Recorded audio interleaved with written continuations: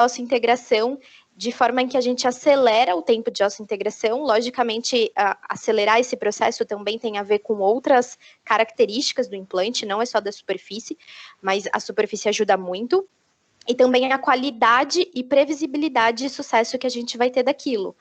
Então, a gente tem uma vasta literatura comprovando que isso em camada nano favorece de forma muito rápida as células mesenquimais indiferenciadas a se diferenciarem em osteoblastos. Então, é como se ela desse um start primeiro nessas células para poder acelerar esse processo de osseointegração. Então, não existe no mercado nada mais, digamos que mais inovador e tecnológico do que esse tipo de tratamento de superfície. Desde que seja em camada nano, tá? Existia, para quem conheceu, assim, no passado, a hidroxiapatita em camada micro que deu muito errado, porque ela não tinha a espessura adequada para isso. Hoje a gente já consegue colocá-la em escala nano. Do Unitite, lá na SIM, ela tem 20 nanômetros de espessura. Isso é mais ou menos equivalente a 40 moléculas. A gente só consegue começar a ver no microscópio a partir de um aumento de 40 mil vezes no microscópio eletrônico de varredura. É realmente muito, muito, muito pequeno.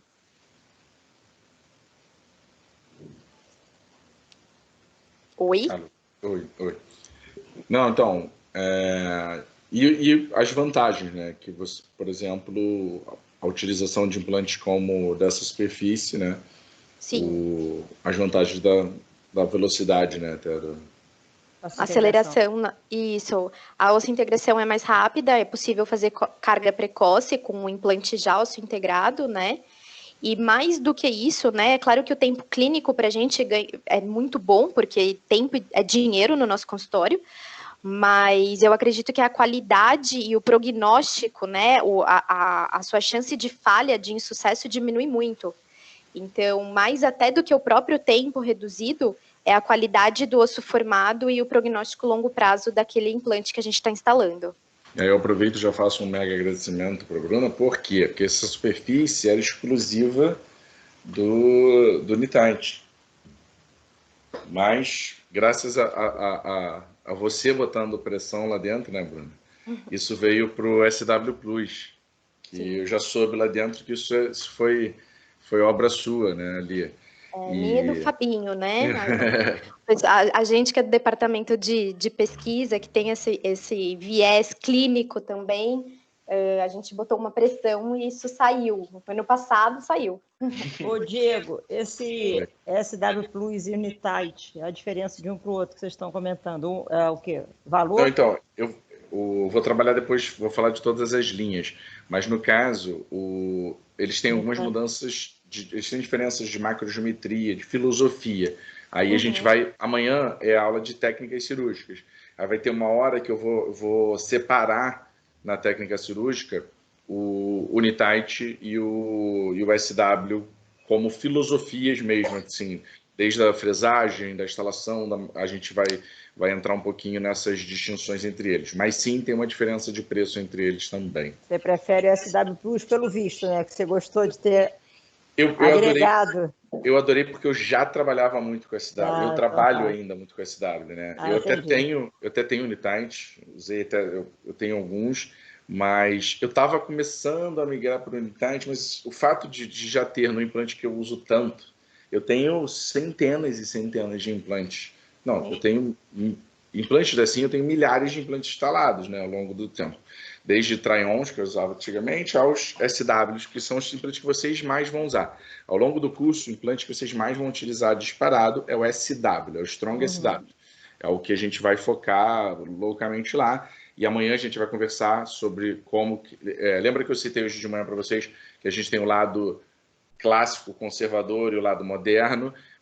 A gente vai trabalhar em região posterior com muito caso de hexágono externo, que é um implante bem mais antigo, tradicional, mas ao mesmo tempo com a superfície do SW Plus, né, com a superfície ativada e que vocês vão visualizar isso bem. E na região anterior, com os conimorfos do SW. E aí a questão para mim foi, eu já estava acostumado com aquilo, já tenho tudo, eu tenho dezenas de kits de SW, essas coisas assim. Eu falei, quando botou a superfície, eu amei absurdamente. Bruninha, eu sei que eu estou ferrando você aqui, que você tem paciente agora, mas eu queria te 6 agradecer. minutos. Eu queria te agradecer. Outro lançamento que vocês fizeram, bem legal, é o hexágono externo de 3,5. Eu não utilizo tanto, porque normalmente quando eu uso implante estreito, eu acabo utilizando cone Morse mesmo. Então, não, para mim não foi tanto, mas o Marcos, por exemplo, já para ele bastante, até pelos protocolos e tudo, eu acho que caiu bem para ele. Então, para vocês também, gente, se a gente pegar, por exemplo, protocolos inferiores, capaz de vocês utilizarem bastante desse implante, que também é uma versão nova aí. Tudo isso também, como eu disse, é novidade. Eu ainda vou explicar o que são esses diâmetros, o que são esses comprimentos, o que são as superfícies em si. Esse é um grande primeiro contato. Bruninha, muito obrigado. Tá? Obrigada, Pelo gente. carinho. Obrigada, Diegão, pelo convite aí. Já fica, se quiser suporte aí para as próximas, é só a gente combinar. Sim. Tem outros momentos que eu vou te botar falando com o pessoal ao longo do curso também. Meu anjo, muito obrigado. Boa consulta aí com eles, tudo bem? Obrigada, gente. Boa aula aí para vocês. Beijo para todos. Tchau. Espero vocês lá, hein? Combinem a visita. Assim que passar a pandemia, espero que vocês possam ir na fábrica. Um beijo. Show. Então, pessoal, vamos lá. Mais uma vez, né, aquilo citando, é muita informação. O que eu queria muito que vocês vissem até esse vídeo, conhecessem um pouco dali, porque entenderam o que é o implante em si. Eu adorei que ela falou da matéria-prima, aquela história que eu falei da vareta para vocês. É uma vareta bruta de titânio. Quando chega na fábrica, existe uma análise, tá, por um aparelho de espectrofotômetro para avaliar essa vara. Aqui é que eu queria falar sobre isso com vocês. Essa vara ela é feita de uma liga de titânio. Tá? É uma liga de titânio que ela é basicamente a maior concentração dela disparada é de titânio grau 4. Existem vários tipos de titânios, tá? O grau do titânio e o quanto ele recebe de outros materiais, tá? Outros metais e tudo mais. Então nós temos o titânio utilizado em odontologia, são o titânio grau 4 e o titânio grau 5. Para implante é muito comum a utilização do titânio grau 4. Para alguns componentes de prótese, o titânio grau 5. O que difere isso é a composição e a inserção nessas ligas de titânio de alguns outros metais, mas ele é basicamente titânio, é a concentração maior disparada dele. Então essa vareta, né, de titânio vai lá para aquele torno, ele vai arranhando e dali sai a macrogeometria desse nosso implante. E aí, só um segundo.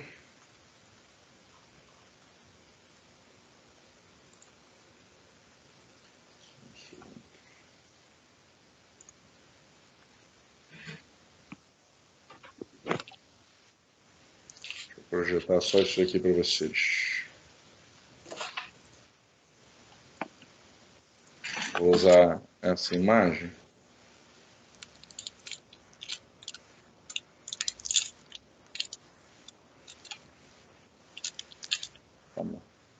Tá.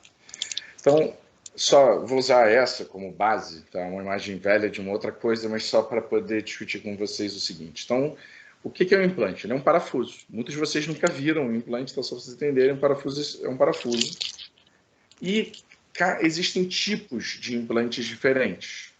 Tá? Existem os implantes que a gente chama de cilíndricos, né? Eles são um formato praticamente paralelo às suas paredes, e os implantes que têm uma parte cônica, que podem ser o corpo inteiro cônico ou uma parte deles cônica.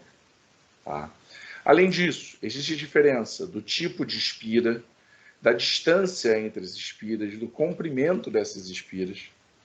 Tudo isso é o que a gente vai chamar, tudo que a gente vê assim, a olho nu de um implante, é o que a gente chama de macrogeometria de um implante. Tá? É o que muda no formato dele. E a cabeça do implante, onde vai vir a nossa prótese, é o que a gente chama de conexão protética, que amanhã a gente já vai falar sobre isso. Tá? Vou tirar aqui, voltar para vocês. Então, o que acontece? Uma coisa que a gente brinca muito com os alunos é, mais uma vez, né? Não sei quando vai ter congresso novamente, mas a gente fala para os alunos que o dever de casa de aluno em congresso é juntar catálogo de implante. Guardar vários catálogos para vocês analisarem. Tem várias questões aí de você ter catálogos, né? Apesar de hoje em dia você ser só online, a gente sempre fala para vocês terem isso em papel. Os implantes de uma mesma empresa, ela pode ter linhas de diferentes formatos de implantes. E eu vou trabalhar isso, a gente vai trabalhar com vocês falando um pouco sobre isso. Mas a questão é, hoje eu só vou dar uma noção, né? Amanhã, quando a gente for falar de técnica, eu vou entrar nisso novamente com vocês. Mas só para vocês entenderem. Uma linha de implante, que ele dá um nome lá para o implante e fala, ó, essa linha que a gente estava citando, por exemplo, Strong SW. Então, o desenho do implante, do tipo de espiras, qual a distância entre elas, se vai espira até o topo, formato, o quão cônico é, tudo isso tem a ver com aquela linha de implante. Depois eles decidem, eu quero fazer uma linha com formato diferente. Eles criam um outro formato de implante. Por que muda um formato de um implante para o outro? Aquela imagem que eu mostrei para vocês, por exemplo, do cilíndrico e do cônico, existe já diferenças conceituais. Se eu tenho algo mais cônico, eu tenho uma facilidade maior dele travar em um determinado local. Tá? Então, para vocês entenderem essa lógica, ele consegue travar no osso um pouco mais fácil. Então, quando eu penso no formato de um implante, eu posso ter diferentes linhas com diferentes objetivos. Isso, às vezes, é ruim. Vou dar um exemplo da Neodent. Tá? A Neodent é uma empresa incrível. Ela é a maior empresa do Brasil de venda de implante e tudo mais. E ela tinha em suas linhas de implante, conforme ele lançava por um conceito diferente, um formato diferente com outro nome. Isso gerava um pouco de confusão, porque tinham muitos formatos diferentes, muitas filosofias diferentes. Aí eles tentavam parar. Só que, por exemplo, eles lançaram depois, ultimamente, eles fizeram uma outra linha de implante, que é a linha Gram-Oss. E dentro dessa linha, 3 sublinhas de implante. Então, para quem está, principalmente para quem está começando, isso é muito confuso. Por esse motivo, inclusive, né, eu, Marcos, o Bruno, amanhã vocês devem conhecer o Bruno, e o Bruno vai estar também com vocês ao longo do curso. Nós temos como filosofia trabalhar muito com o Strong SW. Por quê? É o mesmo formato. Para vários cenários, seja que se eu for usar com uma conexão de um tipo diferente lá para trás, alguma coisa aqui para frente, ele resolve praticamente tudo. Então não tem muita mudança disso aí. A gente gosta de usar essa linha por ela simples, principalmente para quem está começando. Quando eu vejo o exemplo da Neodent nesse aspecto, né? Hoje em dia, talvez o implante mais moderno se chama Helix Gram-Oss, é um implante da Neodent lá, que é feito para travar com osso ruim e tudo mais, e realmente é um implante muito bom. Mas se você for tentar ter no consultório o que você já trabalhava, mais uma linha comum, mais esse novo, você vai ficando maluco. E eu sei porque nossos alunos costumam mandar mensagem loucamente pedindo ajuda, tentando se virar em relação a algumas linhas de implante, principalmente quando vai para a Neodent ou vai para outros sistemas. Não estou dizendo que é pior, não. Só estou dizendo que às vezes é um pouco mais complicado. Então, dentro assim, a gente vai focar no SW. Vocês vão ver que em alguns cenários a gente vai usar, sim, o Unitight, mas, no geral, a gente foca ao longo do curso de vocês nessa linha SW, porque a macrogeometria agrada, não é a melhor do mundo por ser versátil. Ela não é a melhor do mundo para travar no caso super difícil de travar. E nem é a melhor do mundo para os casos de protocolo, onde o osso é muito denso. Mas ela está lá no meio do caminho, onde você consegue usar tanto em um quanto em outro. E aí a gente vai falar que a diferença vai ser o jeito que você está operando. Tá? Mas, óbvio, a gente vai falar sobre outras linhas de implante, sobre tipos, marcas, para que vocês tenham a possibilidade, caso vocês queiram. Só que se vocês souberem trabalhar direitinho com essas linhas de implante, o básico, depois vocês começam a inventar. Poxa, uma macrogeometria diferente, assim, assado. Tá? O Mário estava dando aula para vocês agora há pouco, né? Ele trabalha com uma outra empresa, tá? Ele tem uma parte lá, trabalha com a Dering. E eles estão numa parte de pesquisa de um implante bem legal, assim, com travamento altíssimo e tudo. É interessante. Então, tem lá a filosofia para isso.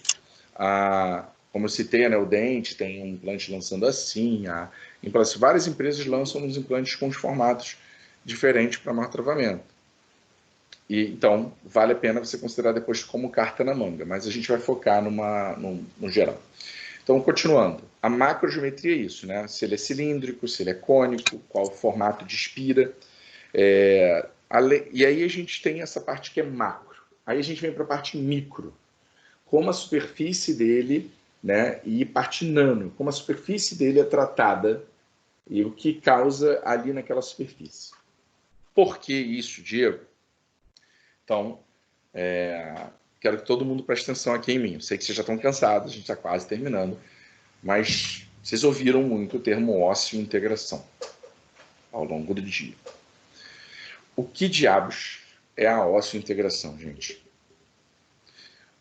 O nosso organismo, ele reage às superfícies que ele encontra. Qualquer coisa que ele encontra dentro do nosso organismo. Então, se você pegou uma rosa, furou o seu dedo, e uma espinha da rosa ficar no seu dedo, o que seu organismo vai fazer?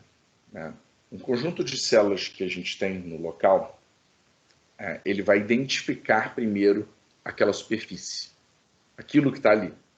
Então, normalmente eu tenho adesão de proteínas naquela superfície que ajudam a identificar. A gente começa a identificar, a gente tem receptores e sinais ao identificar alguma coisa. Então, tudo que o meu organismo identifica como não sendo parte integral daquele organismo, ele acaba estimulando a liberação, por exemplo, de interleucinas. E ele começa a liberar mediadores químicos e inflamatórios. Amanhã a gente vai falar sobre isso.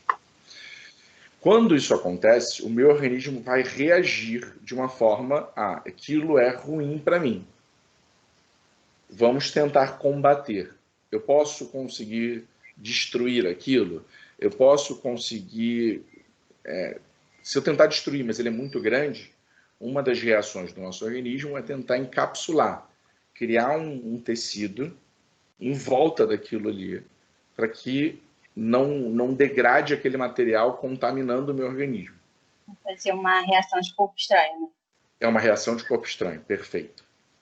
Então, quando o Mário citou para vocês, do Branemark, quando ele foi remover as câmeras, o natural seria que aquilo soltasse um pouco mais fácil, até ter um imbricamento anormal, mas a forma que estava imbricando era muito grande.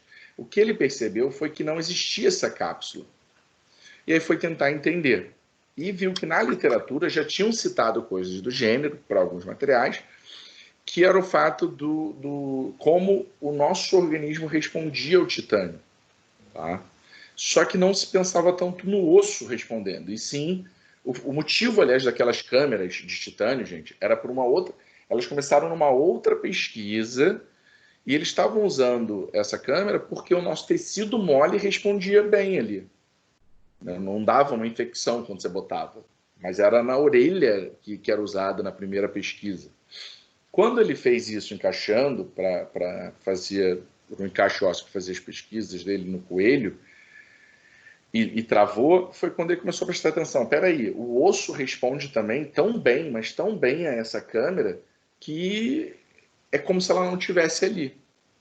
E essa é a grande pegada. Vamos entender a nossa integração. Entrou alguma coisa no meu organismo e o meu organismo não entendeu aquilo. Por que ele não entendeu? Na hora que a gente tem um titânio entrando em contato com ar, o titânio, o implante, entrou em contato com ar, imediatamente que eu desgastei lá, ele forma uma camada de óxido de titânio. Essa camada é polarizada. Tá? Ela tem uma polarização negativa. Quando ela entra em contato no nosso sangue, moléculas de cálcio vão ser atraídas por ela e vão se encaixando ali. Isso vai fazer com que algumas células nossas cheguem no local e se identifiquem bem com aquilo. Então agora presta atenção aqui. Furei o osso. Então vocês chegaram lá no paciente, abriram, fizeram uma incisão, está sangrando, pegou o osso e furou o osso. Quando furou, você sabe que ali vai ter sangue e aí tem um buraco. E aí eu coloco um parafuso lá dentro. E aí existe uma distância do meu parafuso e do osso que está furado lá. Né? Tem um buraco, né? Então eu botei, por mais perto que esteja, existe lá vamos dizer, uma distância ali em algumas partes do implante. O que existe nesse espaço entre eles? Do osso para o implante? Sangue. Né? Você fez um buraco, algumas partes do implante estão encostando no osso, outras partes não estão. Entre eles tem sangue. O que é o nosso sangramento? Né? Eu tenho ali eu formo, né, um coágulo. O que é um coágulo? É uma rede de fibrina. As plaquetas vão se degradando e vão liberando fibrina. Então, tem redes de fibrina estruturadas ali. Nessa rede de fibrina, na hora que molhou o meu implante com sangue, eu tenho uma rede de fibrina formada, moléculas que estão ali no sangue podem se aderir no implante, podem se aderir no osso. Beleza. Só que se eu furei o osso, causei um trauma, o meu organismo entende que ali houve um dano, que a gente vai falar muito amanhã, e por isso vai causar uma pequena inflamação. Porque ele entende, furou, quebrou o osso. Então, ele vai começar a mandar mediadores para que tente formar um novo osso naquele lugar. E aí vamos entender. Dentro desses mediadores, existem o que a gente chama de proteínas morfogenéticas do osso. Como assim? Dentro do nosso osso, eu tenho alguns sinais. Então, se eu quebro o osso, esses sinais são liberados. Porque o nosso organismo é muito inteligente, gente. Então, se eu tenho um dano em algum lugar, o organismo avisa. Tá?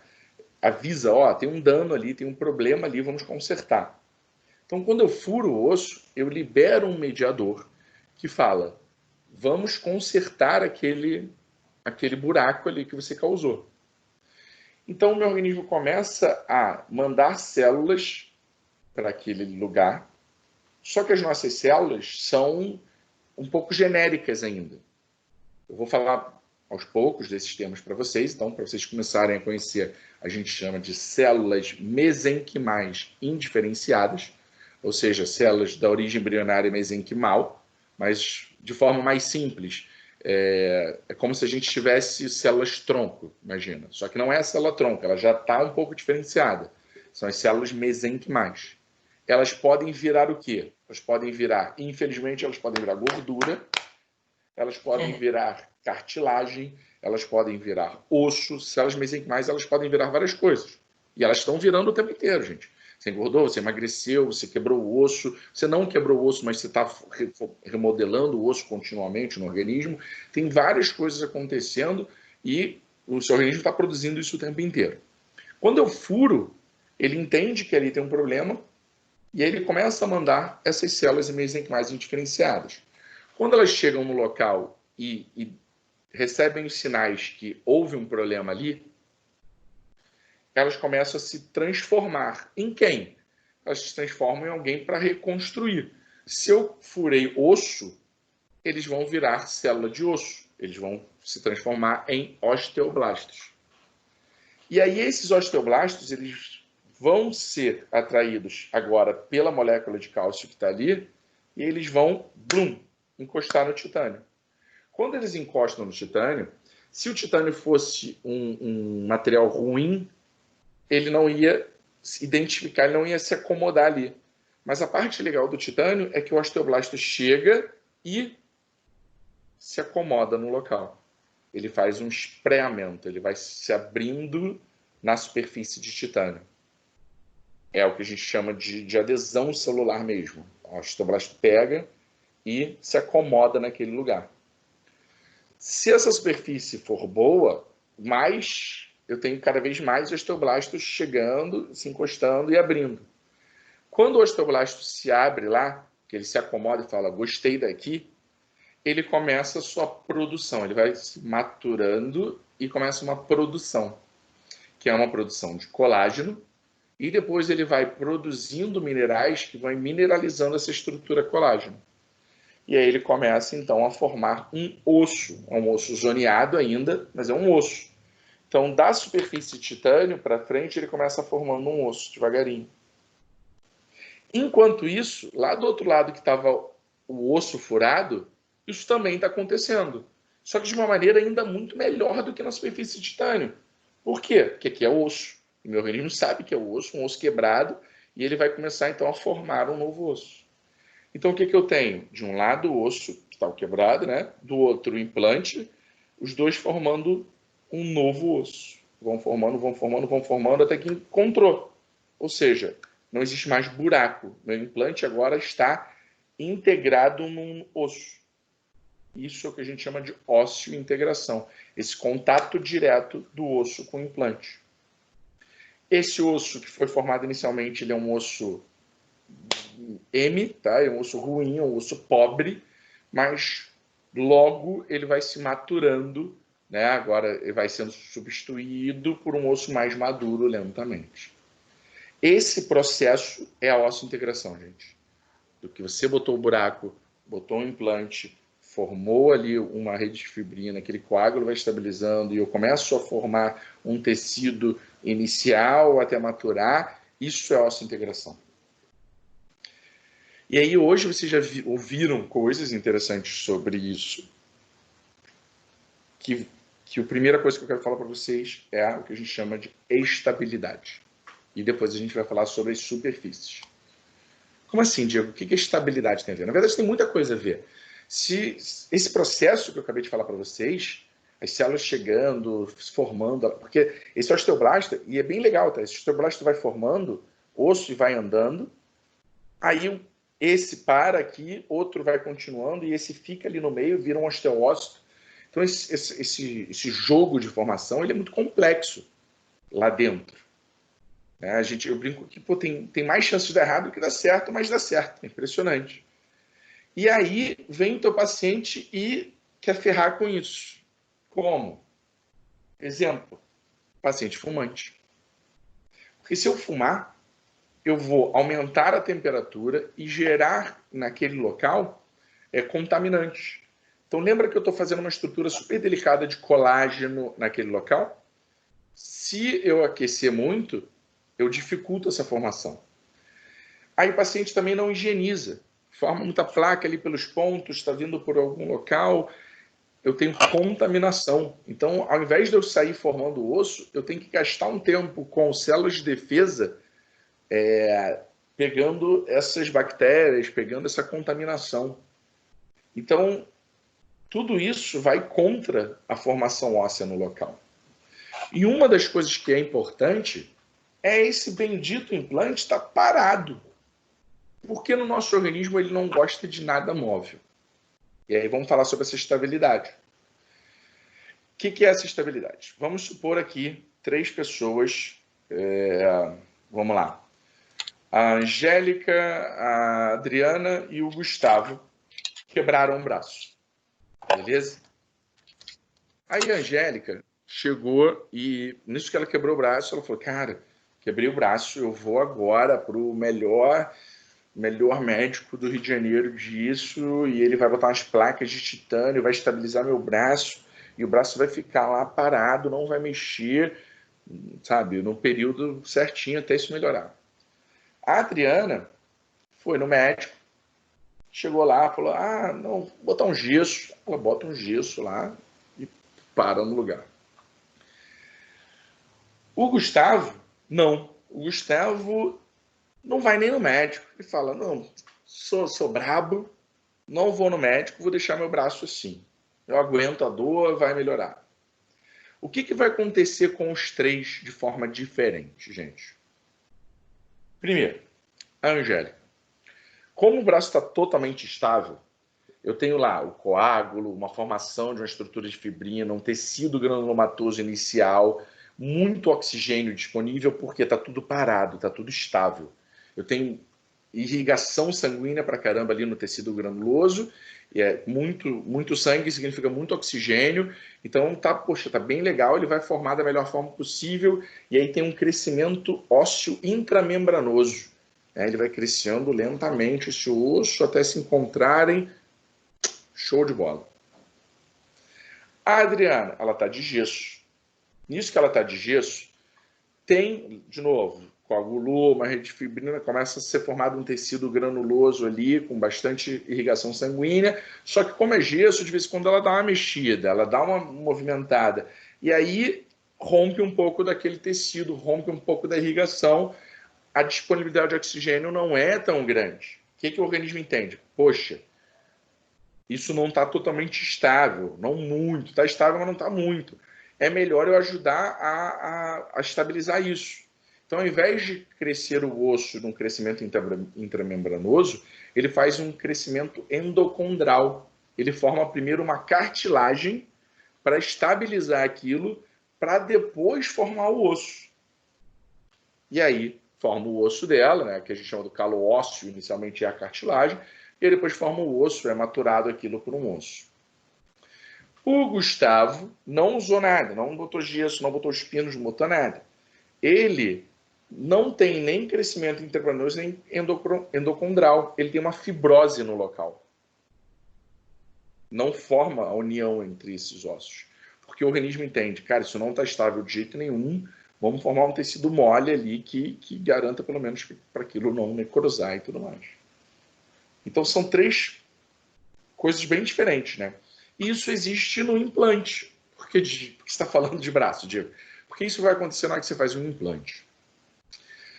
O implante, lembra que eu falei, tem que ficar parado para essa formação óssea acontecer.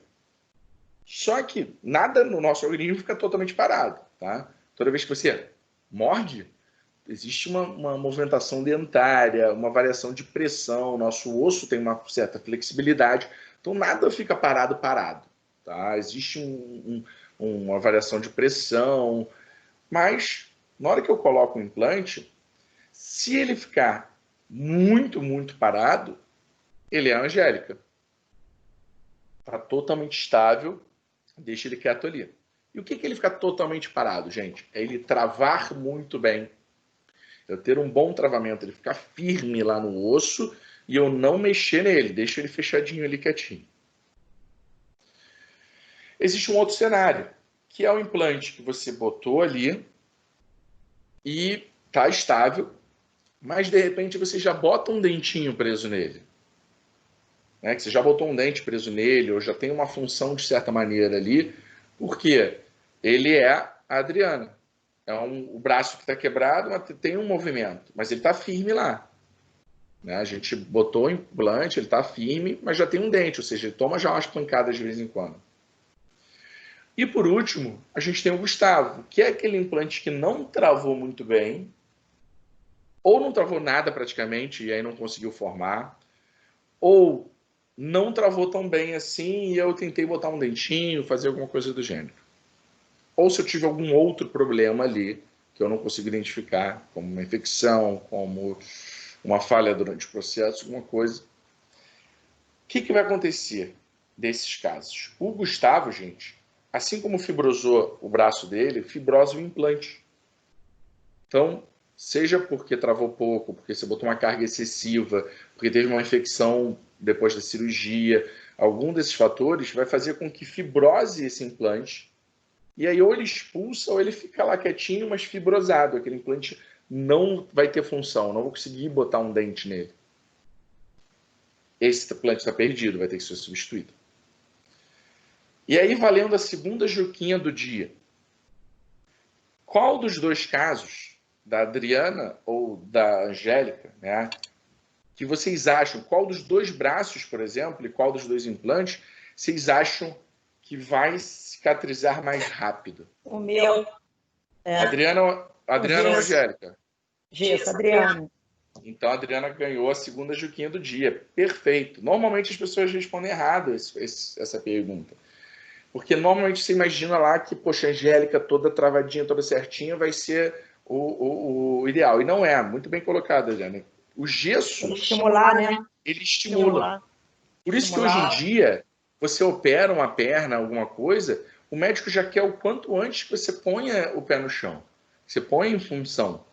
Porque a gente sabe que a função faz o estímulo de formação. Então, exato. No implante isso acontece. É você conseguir gerar um estímulo para aquele implante para que forme o quanto antes. Só que qual é a parte... Então, assim, qual é agora o perigo? O perigo de ser a Adriana, né? O perigo de ser um implante que você botou uma carga você ter certeza absoluta que é a coluna do meio. Porque se você errar um pouquinho e virar o Gustavo, você perdeu o seu implante. Então vamos falar agora de jeito conservador. Muitas vezes você prefere então ser quem? A Angélica. Porque não vai ter erro. Porque assim, se você travou e não futucou, vai dar certo normalmente. E, tudo bem que tem a questão de infecções, tem outros problemas. Mas se você não arrisca, você já está meio garantido. Por isso é mais tradicional, né? Se botava o implante e se esperava. Só que hoje em dia a gente trabalha muito com essa questão do meio, nem é pelo estímulo de formar antes, mas é que existem benefícios secundários. Quando a gente coloca o implante e já bota carga nele, a gente, na verdade, não faz isso, gente, pelo osso, a gente não faz isso pela questão de achar que vai melhorar a qualidade daquele implante, não. A gente faz isso por causa do tecido mole, na maioria das vezes. Porque o tecido mole responde muito bem ao colocar um implante e já botar um dente ali. Então, só para abrir para vocês um pouco sobre isso, o que é a ossa-integração, essa formação óssea, entender um pouco dessa questão de não ter movimento. E aí eu vou para o terceiro ponto para a gente poder finalizar hoje e liberar vocês. É como eu trato esse implante. Depois a gente pode ver imagens, separar essas coisas todas, mas o que eu quero falar é muito conceitual mesmo agora para vocês. E aí vamos entender que esse terceiro tópico é a superfície. Porque lembra que eu falei do osteoblasto chegar e aderir e ficar direitinho naquela situação? Existem algumas maneiras de eu tratar o meu implante para que essa superfície fique legal. E o que são essas possibilidades? Ô, Diego, deixa eu só te perguntar uma coisa. Pode falar. A nano de hidroxiapatita, ela auxilia o quê? A ter mais cálcio para poder vir uma... Não, então, eu vou explicar. Ela tem duas vantagens ali, tá? É porque, na verdade, deixa eu botar na sequência e eu vou falar dela já. Tá. Então, a gente tem as superfícies lisas, que a gente chamava lisa, mas que a gente sabe que não são lisas. Que era esse implante que saía da máquina. Antigamente era assim, né? Não se sabia ainda. Então, ele saía da máquina, você fazia lá uma higienização, esterilizava o implante e usava o implante. Só que aí você percebeu que essa superfície, se eu mudasse um pouco a superfície, eu tinha uma resposta melhor tecidual. E aí começaram os plasmas de spray. Tá? Que aí o Mário mostrou ele mostrou os dois, eu acho. O plasma spray de titânio e o plasma spray de hidroxiapatita. Que é a gente chama de coating, né? Quando você faz era uma partícula grande. Que aí a Bruna comentou sobre isso. Era uma partícula um pouco grande de hidroxiapatita e era uma partícula um pouco grande de titânio. Por que coating? Porque a ideia era formar uma camada por fora do implante. Então se fazia esse jateamento. Primeiro se fazia um aquecimento com o plasma, né? Você tinha um aquecimento da superfície do implante e jateava o implante ou com hidroxiapatita ou com o titânio. Só que as superfícies grandes, elas acabavam aderindo ali, grudando na superfície do titânio, né? Seja com titânio ou com hidroxiapatita. Consequências ruins. Essas superfícies que a gente achava que estavam maravilhosas ali, quando esse implante sofria torção na instalação ou com o passar do tempo, esse coating soltava, essas superfícies estavam lá coladas, iam soltando e atrapalhavam. Quando a superfície de titânio ou a hidroxiapatita soltava, às vezes causava microinflamação local ou atrapalhava a formação óssea no local. Então elas foram caindo aos poucos. Apesar de, em alguns casos, realmente, eles viam que melhorava a formação óssea. Só que viam que em outros isso atrapalhava. Beleza. Aí começaram técnicas de modificação, por exemplo, feixe de laser, e depois começaram a pensar em jatear esse implante, mas não para criar uma camada externa. Ao contrário, é o jatear ele com força para as partículas baterem no titânio e ficar um buraquinho ali, né, da pancada. E aí surgiram os jateamentos, que começaram pelos jateamentos de sílica, tá? de areia, digamos. Então, pegava e fazia um jateamento muito forte de areia naquela superfície do implante, só que a sílica não grudava ali. Microporo, fazer os microporozinhos, né, mais ou menos. Mas não chega a ser não é para atravessar, é para microcavidade mesmo, assim, uma cavidade pequenininha, perfeito. E aí elas batiam, a partícula tinha, sei lá, 250 microns. Ela batia, mas a cavidade que ela gerava era de poucos microns, né? E ela não ficava, essa é a parte, ela batia e ia embora. E é isso a gente chama de jateamento. Só que aí eles foram além, porque os jateamentos inicialmente eram com jateamento de óxido de alumínio. Aí a partícula também ela ia embora e algumas ficam. Até hoje existem algumas superfícies de implante que usam óxido de alumínio, tá? Para fazer esse jateamento. O problema é que fica alguns resíduos ali. A gente não sabe dizer até hoje. Tem gente que chega e fala que isso é um absurdo porque o alumínio gera inflamação, blá. Mas essa contaminação ela não é tão grande. E se você olhar o índice de sucesso desses implantes é igual ao dos outros.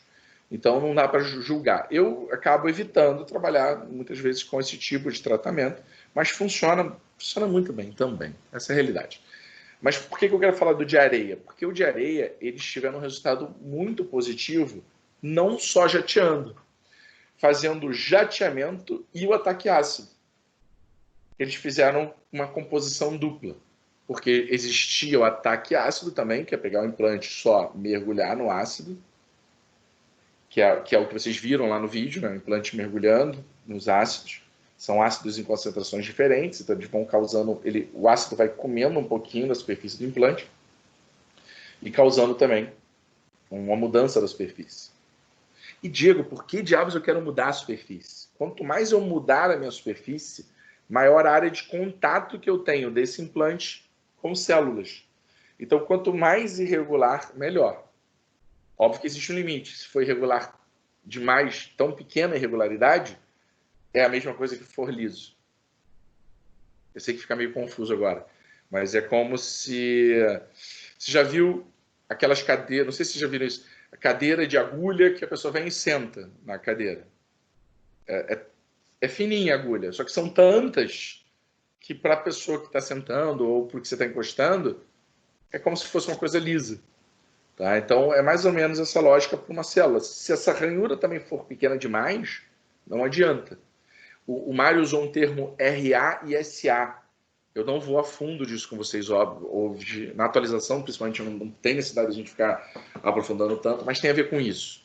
A análise de uma superfície do corpo é o com esse furinho, essa cavidade que está causando, está ali. E aí, voltando para onde eu quero chegar. Quando eles começaram a jatear com a areia e fazer o duplo ataque ácido, isso foi incrível. Começou a formar osso bem mais rápido ali.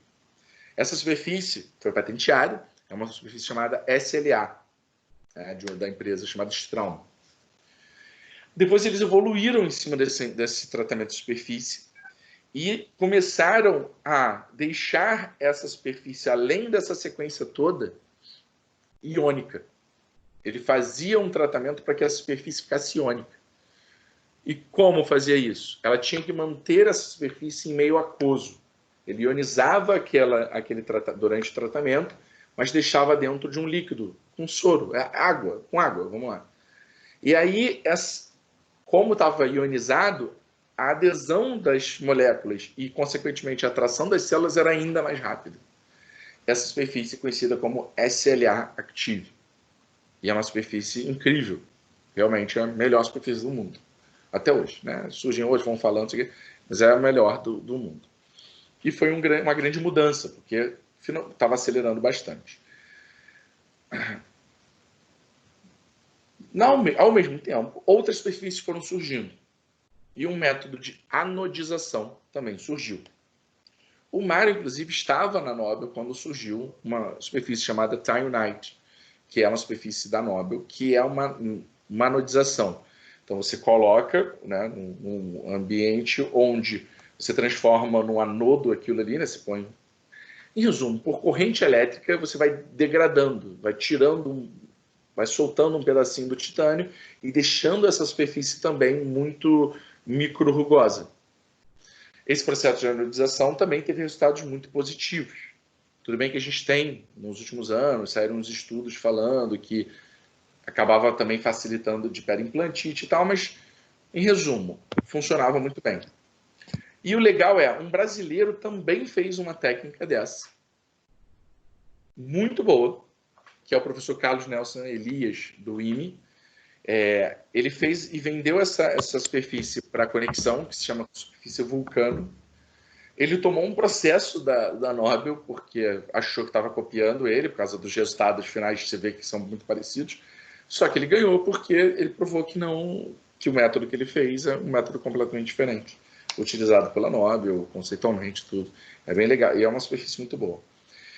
E aí, respondendo lá a sua pergunta, o que é o da SIM? Eu tive a oportunidade quando eu estive na Suécia, de conhecer a empresa. A empresa em si é uma empresa suíça que trabalha com essas superfícies, que desenvolveu a superfície do Unitite. E essa superfície, ela foi seguindo esses raciocínios. Não tem o jateamento da areia para fazer isso? Eles decidiram fazer o jateamento com hidroxiapatita. Só que agora em partículas muito pequenas. Então a hidroxiapatita bate, causa uma cavidade e algumas dessas partículas elas vão ficar integradas naquela superfície. Porém, elas não formam uma camada colada. Ou ela está totalmente impregnada, ou ela sai, por causa do trabalho ácido também. Então, o implante ele fica com algumas partículas de hidroxiapatita ali, mas incrustadas nele, não está colada na superfície. Então, ele faz parte, então não vai ficar soltando conforme você vai usando. E aí eles tiveram um resultado muito bom. Essa empresa até hoje ganha royalty da SIM, tá? A SIM paga royalty por essa superfície. E até a Bruna, né, quando eu falei que agradecia a ela e tudo, eles tiveram uma ideia genial. No fundo, foi uma parada corporativa que eles falaram, cara, a gente está pagando para usar esse negócio. Vamos botar no máximo de implante possível. Antes a empresa estava dedicando isso para só uma linha de implante. Então, é uma superfície muito interessante. Diego, é a melhor superfície do mundo? Não, na minha opinião ainda é a Selective, a melhor superfície do mundo. A Neodent tem o Aqua, que é legal também, mas a melhor superfície, na minha opinião, é o Selective, da Straumann. Mas os outros tratamentos são tão bons, que já estão chegando perto, que a diferença não justifica muitas vezes a diferença de preço e tudo mais. Então, realmente, cada vez mais essas superfícies de implante mudam. Dito isso tudo, vou fechar, eu quero usar um exemplo citado por Albrechtsen, né, que foi citado pelo Mário, tudo mais, que é se o Brånemark é o pai da implantodontia, o Albrechtsen é o tio. Né? Tive a oportunidade de estar com o Albrechtsen algumas vezes, admiro muito ele. Eu vou citar algumas histórias em relação a ele, mas eu quero falar sobre um dia que eu assisti ele. O Marcos, ele não está aqui com a gente agora, mas o Marcos estava comigo nesse momento. A gente entrando no auditório, vários professores, tipo, nessa parada, e várias empresas falando era uma época que estava um boom das superfícies, várias empresas falando, o Albrechtsen vira e fala, depois que o se integrou, e isso foi espetacular, milhares de pessoas ali. Assim, não é bem assim, tá? Existem alguns conceitos como BIC, que vocês vão ouvir esse termo algumas vezes, que é Bone Implant Contact. O que é o BIC? É o quanto o implante, o titânio, realmente está em contato com o osso. Porque na nossa mente, implante osso o tempo inteiro perfeito. Não é. Tem umas partes do implante que tem uma fibrosezinha, tem umas partes que não estão em contato real com o osso, tá? Mas A gente, na verdade, 30% de contato, 40% já é maravilhoso, já gera um imbricamento absurdo. E aí o que se sabe é que